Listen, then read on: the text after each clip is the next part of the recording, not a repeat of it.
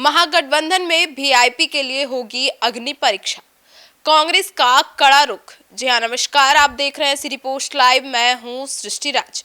मिथिलांचल में चुनाव दिलचस्प होने वाला है। मिथिलांचल में विकास एक महत्वपूर्ण मुद्दा है। दरभंगा हवाई अड्डे और निर्माणाधीन एम्स जैसे विकास कार्यों से एनडीए को समर्थन मिल रहा है। हालांकि महागठबंधन कांग्रेस की मजबूती की वजह से कड़ी टक्कर दे रहा है। राहुल गांधी की वोट अधिकार यात्रा के बाद महागठबंधन सक्रिय हो गया है, लेकिन ये चुनाव मुकेश सहनी के लिए अग्नि परीक्षा माना जा रहा है। क्या है ये पूरा मामला और आखिर क्यों अग्नि परीक्षा माना जा रहा है, इसके ऊपर विस्तार में जानकारी देंगे चीफ एडिटर श्रीकांत प्रत्युष। तो सर, मिथिलांचल का माहौल क्या है? देखिए, मिथिलांचल के मतदाताओं को विकास की गारंटी अच्छी लगती है। वैसे तो हर जगह के मतदाताओं को विकास अच्छा लगता है, लेकिन मिथिलांचल के मतदाता थोड़ा जागरूक ज़्यादा हैं, पढ़े लिखे हैं और विकास को प्राथमिकता देते हैं। और इसी वजह से मुझे लगता है कि एनडीए बहुत मजबूत है वहाँ पर। तो एक ज़माने में वो महागठबंधन का गढ़ हुआ करता था, अभी एनडीए का गढ़ हुआ है। और जैसे कि उड़ान भरने वालों के लिए दरभंगा हवाई अड्डा का बनना, एम्स का लाभ भले नहीं मिल रहा है, लेकिन उसको बनाने की कवायद तो शुरू हो गई है। प्रधानमंत्री शिलान्यास कर चुके हैं और उसको लोग भूले नहीं हैं। उम्मीद लगाए हुए हैं कि एम्स बनेगा। तारामंडल आईटी पार्क विकास की कहानी तो है ही, और एनडीए को इससे बड़ी उम्मीदें हैं, एनडीए से लोगों को बड़ी उम्मीदें हैं। लेकिन उसके अब दिक्कत तो ये है कि इस गढ़ पर नज़र है महागठबंधन की। राहुल गांधी भी घूम चुके हैं, प्रियंका गांधी को लेकर यात्रा कर चुके हैं और उधर जलवा भी दिखा है राहुल गांधी का। तो ऐसे में सवाल है कि क्या एनडीए के इस मजबूत किले में महागठबंधन सेंधमारी कर पाएगा? तैयारी तो चल रही है। तो सर, और ये इस बार जो राहुल गांधी ने यात्रा किया है, उसका भी तो असर मिथिलांचल में कुछ तो दिख रहा होगा। मैंने कहा ना कि मिथिलांचल में जब प्रियंका गांधी घूम रही थी तो कांग्रेसियों में बड़ा उत्साह था, और पुराने कांग्रेसी जो अब बीजेपी के लिए वोट कर रहे हैं वो भी उम्मीद से देखते नजर आए कांग्रेस को। तो जनाधार तो दिखा बढ़ा हुआ और जोश भी दिखा कांग्रेसियों में। लेकिन एनडीए का ये बहुत मजबूत किला है और इसमें सेंधमारी करना बहुत आसान काम नहीं है। तो देखिए क्या होता है, क्योंकि अभी इस बार मुकेश सहनी हैं महागठबंधन के साथ, तो महागठबंधन को उम्मीद है कि उसका फ़ायदा मिलेगा। लेकिन ये राहुल गांधी की वोटर अधिकार यात्रा के बाद महागठबंधन के नेताओं का दौरा उस इलाके में और बढ़ गया है। और पिछली बार दरभंगा प्रमंडल की कुल 30 में से 22 सीटों पर आप जान लीजिए कि एनडीए को सफलता मिली थी। समस्तीपुर जिला एनडीए के लिए बड़ी चुनौती है अभी भी, क्योंकि 27 सितंबर को केंद्रीय गृह मंत्री अमित शाह का संवाद कार्यक्रम समस्तीपुर में इसी बात को ध्यान में रखते हुए किया गया था। और दरभंगा में एनडीए सरकार के विकास कार्य को लगातार एनडीए के नेता गिना रहे हैं। हवाई अड्डा को अपना अंतर्राष्ट्रीय अड्डा बनाने का वादा भी कर रहे हैं। एम्स निर्माणाधीन है, उसको निर्माण के वादे भी किए जा रहे हैं। और आमस दरभंगा एक्सप्रेसवे के निर्माण की चर्चा भी लोगों के बीच है। मखाना बोर्ड के गठन को बड़ा गेम चेंजर बताया जा रहा है, क्योंकि मखाना की खेती के लिए मिथिलांचल जाना जाता है। और सरकार ने नए बजट में वहाँ मखाना बोर्ड बनाने का ऐलान किया है। तो जितने बड़े बड़े ऐलान हुए हैं उसके भरोसे एनडीए को उम्मीद है कि उसका किला मजबूत है, उसमें कोई सेंधमारी नहीं कर पाएगा। लेकिन राहुल गांधी की यात्रा के बाद महागठबंधन के नेता भी सेंधमारी के लिए एकदम एड़ी चोटी का जोर लगाए हुए हैं। कितनी सफलता मिलेगी कहना बड़ा मुश्किल है। सर, तो और क्या क्या चीजें हैं जो एनडीए लोगों को भरोसा दिला रहा है उन चीजों का? मैंने कहा बताया, एयरपोर्ट, एम्स, मखाना बोर्ड से किसानों के दिन बहुरने के सपने, तारामंडल आईटी पार्क, सुपर स्पेशलिटी अस्पताल के खुलने के बाद अब डीएमसीएच में 1700 बेड का अस्पताल बनाने की बात। और पिछले वर्ष प्रधानमंत्री आए थे, आपको याद होगा, रक्षा मंत्री राजनाथ सिंह, वित्त मंत्री निर्मला सीतारमण जैसे बड़े एनडीए के नेता हाल ही के महीने में आ चुके हैं वहाँ। मुख्यमंत्री नीतीश कुमार, जेडीयू के कार्यकारी अध्यक्ष संजय कुमार झा का दौरा लगातार हो रहा है और उससे एनडीए के समर्थकों में उत्साह है। तो इतना आसान नहीं है मिथिलांचल में सेंधमारी करना, क्योंकि वहाँ के जो वोटर हैं बहुत पढ़े लिखे हैं और विकास को ही प्राथमिकता देते हैं। वो जाति के नाम पर वोटें नहीं करेंगे। ना तो जाति के नाम पर वोट करते तो दरभंगा में बीजेपी की जीत होती। अल्पसंख्यकों की अच्छी खासी आबादी है वहाँ पर, मलाहों की अच्छी खासी आबादी है। तो बहुत ऐसे सीटें हैं जहाँ पर जातीय समीकरण अनुकूल नहीं होने के बावजूद भी एनडीए चुनाव जीत रहा है। तो वहाँ के लोग होता ना विकास को देखते हैं और उसी के आधार पर वोट करते हैं। तो सर लेकिन दरभंगा से होते हुए मधुबनी भी गई थी राहुल गांधी की वोट अधिकार यात्रा, तो क्या उनका असर वहाँ नहीं दिखेगा? दिखेगा, प्रियंका गांधी भी गई थी। देखिए, अधिकार यात्रा में राहुल गांधी और प्रियंका गांधी दरभंगा के साथ मधुबनी में भी पहुंचे थे और उसका असर तो होगा क्योंकि भीड़ बहुत उमड़ी थी। लेकिन दरभंगा में एक मंच से प्रधानमंत्री की मां को गाली दिए जाने का मामला कितना तुल पकड़ लिया। अब शब्द महागठबंधन पर भारी पड़ सकता है क्योंकि उसको बीजेपी ने बड़ा मुद्दा बना दिया।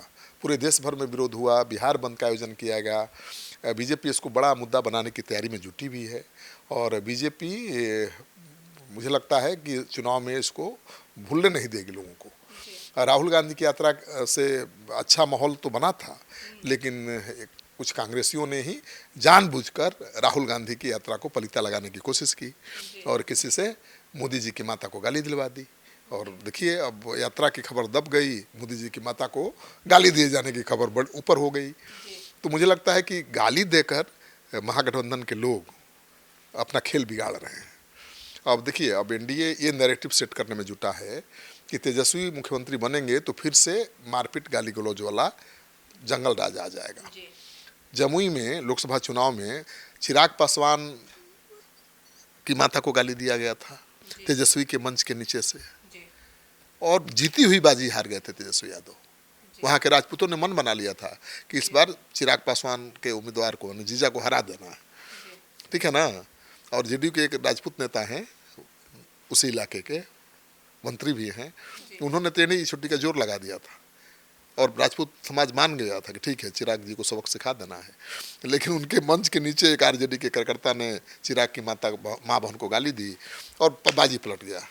ठाकुर ने कहा, अरे बाप, चुनाव जीता नहीं, गाली गलौज शुरू हो गया, जीत जाएगा तो क्या करेगा।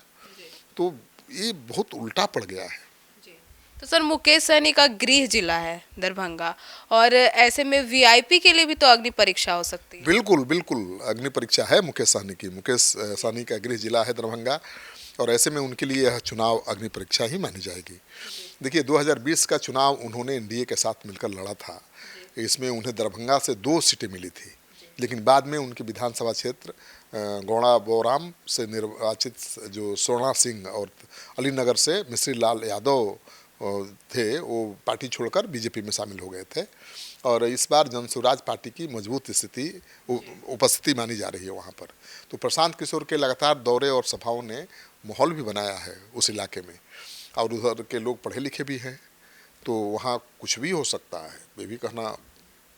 तो मिथिलांचल में एनडीए का क्या हाल है? ठीक है, एनडीए का तो गढ़ है मिथिलांचल। देखिए, हर दल में कई दावेदार हैं, पार्टी के अंदर की बात बता रहा हूँ, और एनडीए में भी हैं कई दावेदार एक सीट पर। इसके लिए इंटरनेट मीडिया पर भी चेहरा चमकाने की कवायद जारी है।